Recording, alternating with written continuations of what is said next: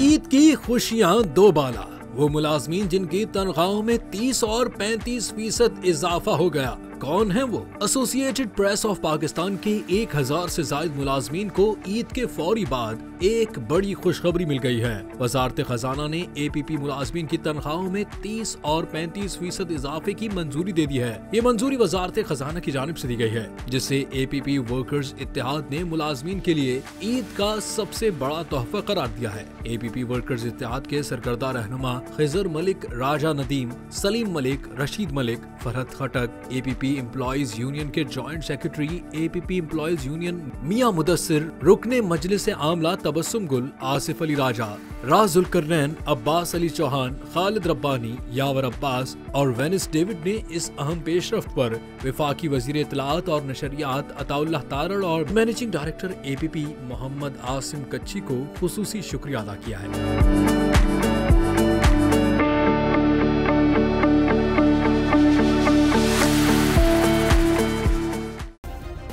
Subscribe करें और bell दबाएं ताकि कोई खबर रह न जाए।